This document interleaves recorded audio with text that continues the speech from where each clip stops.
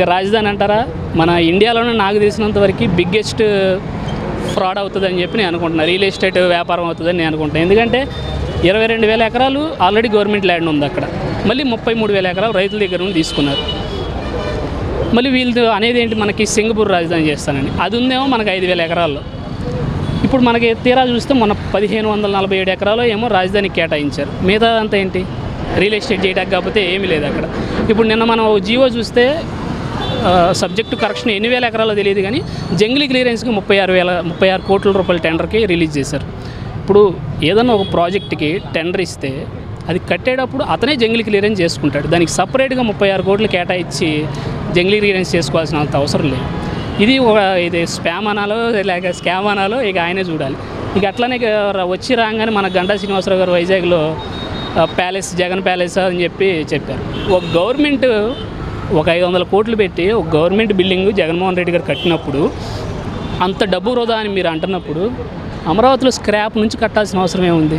Already drains, already రోడ్లు, already electricity ఉన్న వైజాగ్ని develop చేస్తే క్యాపిటల్ అయిపోతుంది కదా. నువ్వు స్క్రాప్ నుంచి రావాల్సిన అవసరం ఏముంది? అది మరి వృధా చేయటం కాదా? ఇక ఇలా చాలా ఉన్నాయి చెప్పుకోవటానికి. ఇక ఇంతకు మించి ఎక్స్పెక్ట్ చేయకూడదని కూడా నేను అనిపిస్తూ ఉంది. సంక్షేమ పథకాలు అనేక ఇచ్చారు, చంద్రబాబు గారు చెప్పారు, అవి చేస్తారనుకుంటున్నారు. నేను అంటున్నా, ఇప్పుడు సూపర్ 6 అని చెప్పి ఒకటి ఇచ్చారు. ఇసుక మనం చూసాం, ఫ్రీ ఇసుక అన్నారు, దాన్ని ఎట్లా ఉందనేది పింఛన్ అన్నారు. మీరు చూస్తే జగన్ గారు లాస్ట్ జూన్ మంత్లో రిలీజ్ చేసినవి 65,30,000 చిల్లర రిలీజ్ చేశారు. జగన్ గారు చంద్రబాబు గారు రాగానే ఫస్ట్ మంత్లోనే 65,18,000 వచ్చినాయి.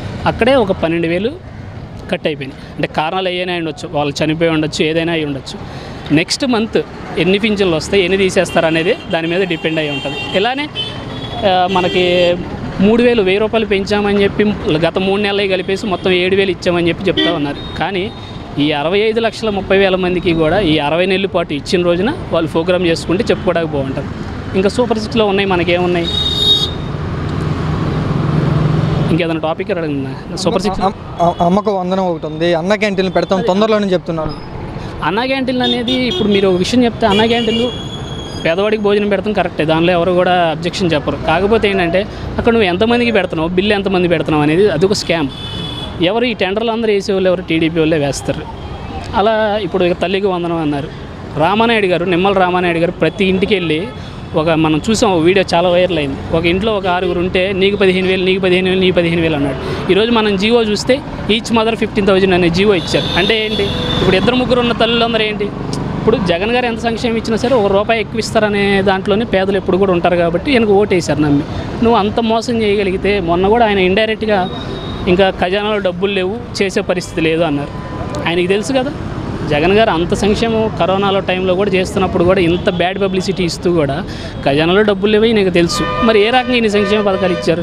దానికి పవన్ కళ్యాణ్ గారు మీరు చూస్తే మేనిఫెస్టో రిలీజ్ చేసేటప్పుడు బీజేపీ మేనిఫెస్టో పట్టుకోవడానికి కూడా ఇష్టపడలేదు. వీళ్ళు ఇచ్చే మేనిఫెస్టోకి మాకు సంబంధం లేదని చెప్పింది. అంటే కేంద్రం దానికి సపోర్ట్ చేయట్లేదు. అది అమలుగానే హామీలు అని చెప్పి అందరికీ తెలుసు. కానీ ప్రజల్ని మోసం చేసి ఇట్లా జరగటం జరిగింది. భవిష్యత్తులో సంపద సృష్టిస్తాం, ప్రస్తుతానికి అప్పులు చేస్తామని గవర్నమెంట్ చెప్తున్నట్టు మాట. ఏ రకంగా సంపద సృష్టిస్తారు అదే చెప్తున్నాను నేను. ఇప్పుడు చెప్తున్నా కదా, ఫ్రీ పథకాలు అన్నారు, ఇంతవరకు దేనికి గైడ్ లైన్స్ లేదు. ఇచ్చినవి కూడా అరకొరగా ఎట్లా ఉన్నాయంటే, ఫ్రీ ఇసుక అనే పెద్ద హెడ్డింగ్ కింద ఏమో టన్నుకు 1300 అంటాము. ఇప్పుడు రేపొద్దున బస్సు ఎట్లా ఉంటుందో చూడాలి. తల్లికి వందనం ఆల్రెడీ ఇక దాన్ని మర్చిపోవటమే. ఇంక ఇలా సంక్షేమ పథకాలు అనేది చంద్రబాబు నాయుడు మనం 2014-19లో కూడా చూసాం. ఆయన ఏ కాడకి కూడా ఒక కులాన్ని లేపటం తప్పితే ఎక్కడా కూడా పేద ప్రజలను పట్టించుకునే పనే ఉండదు. కరోనా టైంలో మీరు జగన్మోహన్ రెడ్డి గారు అంత రేంజ్లో సంక్షేమం చేస్తూ ఉంటే ఆయన్ని కూడా అంత బ్యాడ్ పబ్లిసిటీ చేస్తూ ఉన్నాడు. ప్రతిరోజు ఇప్పుడు కంపెనీలు రాలేదు జగన్ టైంలో అంటే, నువ్వు పొద్దున్న లేచిన దగ్గర నుంచి గవర్నమెంట్ని ప్రోపగండా చేస్తూ కూర్చుంటే వచ్చే కంపెనీలు కొంచెమన్నా భయపడతాయి కదా, ఏదో జరిగిపోతుంది స్టేట్లో అనే భయం ఎవరికైనా ఉంటుంది. అలాంటి భయం ఈయన క్రియేట్ చేస్తూ ఉన్నాడు. ఇప్పుడు రాగానే వస్తూనే అని చెప్తాను. అదే ఇప్పుడు శ్వేతపత్రాలు అని చెప్పి ఒక పథకం, శ్వేతపత్రాలు అని చెప్పి ఒక ఓడి పట్టుకున్నారు. ఇప్పుడు నేను అదే అడుగుతున్నాను, ఆయన ఏమంటున్నాడు, mines, wines, sand, land, Amaravati మీద నేను శ్వేతపత్రాలు ఇస్తా అన్నాడు. సచివాలయాల మీద ఎందుకు ఇవ్వడం? సచివాలయాలు ఎన్ని పెట్టాను, దానిలో ఎన్ని మంది ఉద్యోగాలు ఇచ్చాడు, దీని మీద ఒక శ్వేతపత్రం ఇవ్వాలి కదా. వాలంటీర్లు ఎంతమంది పెంచాం, వాళ్ళ వల్ల ఎంతమంది లబ్ధి పొందారు, దీని మీద కూడా శ్వేతపత్రం ఇవ్వాల్సిన అవసరం ఉంది. అలాగే అసలు రాష్ట్రంలో ఎన్ని ఫ్యాక్టరీలు వచ్చినాయి, ఎంతమందికి ఉద్యోగం వచ్చింది, ఎన్ని ఫ్యాక్టరీలు వెళ్ళిపోయినాయి, వీళ్ళన్నింటి వైట్ పేపర్ ఇస్తే జనాలకు తెలుస్తుంది అసలు జగన్మోహన్ రెడ్డి గారు ఏం చేశారు ఏంటి అనేది. ఆయన పింఛన్ ఇచ్చిన రోజు కూడా ఒక మాట చెప్పాడు, వాలంటీర్ లేకపోయినా మేము పింఛను ఒక రోజులో ఇచ్చి చూపించామన్నారు. ఎవరైతే సచివాలయం ఉద్యోగులు ఎవరు క్రియేట్ చేసింది సచివాలయం? జగన్మోహన్ రెడ్డి గారు కదా. దేశంలో ఒక్క సంతకంతో 1,30,000 ఉద్యోగాలు భర్తీ చేసిన వ్యక్తి జగన్మోహన్ రెడ్డి. ఎవరైతే 2019కి ముందు ఎంప్లాయీలు ఉన్నారో వాళ్ళతో నువ్వు పింఛన్ ఇప్పించి వాలంటీర్ లేకపోయినా నేను చేశాను అనుకోవటం ఒక పద్ధతి. జగన్ గారు క్రియేట్ చేసిన ఎంప్లాయీల చేత నువ్వు ఇప్పించి నేనేదో చేసేసానని చెప్పి గొప్పగా చెప్పడం ఎంతవరకు కరెక్ట్? ఇది కరెక్ట్ కాదు. ఇంకేముండదు. ఒక 6 నెలల తర్వాత గవర్నమెంట్ అనేది ఏంటనేది అందరికీ తేలిపోతుంది. ఈ ఈవీఎం గవర్నమెంట్లో ఇంత మించి ఎక్స్పెక్ట్ చేయలేము కూడా ఖచ్చితంగా. నేనైతే ఈవీఎం గవర్నమెంట్ అని అనుకుంటున్నాను. ఎందుకంటే ప్రజాపాలన అయితే నేను అనుకోవట్లేదు. ఎందుకంటే మనం ముందు కూడా ఎలక్షన్ ముందు కూడా మనం గమనించినట్టయితే ఇక్కడ లోకేష్ గారు కూడా స్టేట్లోనే థర్డ్ మెజారిటీ నేను తెచ్చుకుంటాను అన్నాడు. 5,300 మెజారిటీతో ఓడిపోయిన ఆయన టాప్ 3లో నేను ఉంటానని చెప్పి ఆయన చెప్పడం ఒకటి. నిలబడిన 2 చోట్ల పవన్ కళ్యాణ్ గారు ఓడిపోయినా సరే జగన్ గారు 151 సీట్లు వచ్చిన జగన్ గారిని అఘాత పాతాల్లోకి తొక్కేస్తాను అంటాం. కానీ ఇవన్నీ చూస్తుంటే లింక్ చేస్తుంటే ఏదో జరిగిందని అనిపిస్తుంది. ఎందుకంటే అంత సంక్షేమం ఇచ్చి కూడా 11 సీట్లకు పరిమితం అవ్వటం అంటే అది అసలు ప్రజా తీర్పు అని నేను అనుకోవట్లేదు. ఇక తర్వాత గవర్నమెంట్ వచ్చిన తర్వాత కూడా మనం చూస్తూనే ఉన్నాం. ఇప్పుడు ఫ్రీ ఇసుక అన్నారు, టన్నుకు 1300 అంటున్నారు. ఫ్రీ అంటాకి చాలా ఉంటుంది. ఫ్రీ అంటాకి నామమాత్రం ఫీజు అనాలి దీన్ని అయితే లెక్క ప్రకారం. ఫ్రీ అంటే ఏంటి? ఫస్ట్ ఒకటి చెప్పారు, రీచ్ దగ్గరికి వెళ్తే టన్నుకి మనం లిఫ్ట్ చేసి మన ట్రక్లో వేయడానికి 88 రూపాయలు ఏదో చెప్పినట్టున్నారు. అది వరకు యాక్సెప్టబుల్. ఇప్పుడు 1395 అంటే అదేమంటే స్టాక్ యార్డ్కి తీసుకొస్తున్నాము, అక్కడ నుంచి తీసుకెళ్ళాలంటున్నారు. దానికి ఫ్రీ ఇసుకని మనం పెట్టకూడదు. పబ్లిక్ని మనం డైవర్ట్ చేస్తున్నట్టే దాన్ని. అలాంటి పథకాలు తీసుకొచ్చినాం. ఇప్పుడు రేపొద్దున ఫ్రీ బస్సు అంటున్నారు. బస్సు ఫ్రీయే, టికెట్కేనో డ్రైవర్కి చేస్తాం అంటారేమో. ఆ పథకం ఏమైనా తీసుకొస్తారేమో చూడాలి. ఇక అలా ఉంటుంది. విశాఖపట్నాన్ని ఆర్థిక రాజధాని, కర్నూలు కూడా అన్ని డెవలప్ చేస్తారని చెప్పి చంద్రబాబు నాయుడు చెప్పలేదు. అది జగన్మోహన్ రెడ్డి చెప్పింది ఆయన చెప్తున్నాడు.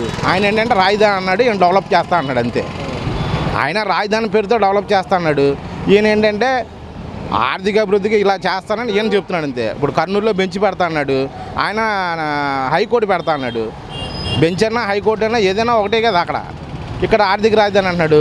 ఇది ఆర్థికంగా అభివృద్ధి చెందిననే కదా జగన్మోహన్ రెడ్డి దీన్ని రాజధాని చేస్తా అన్నాడు. ఆయన చేస్తా అన్నది అదే. ఇద్దరు ఒకటే చెప్తున్నారు, కాకపోతే జనాలు పిచ్చోళ్ళు అంతే.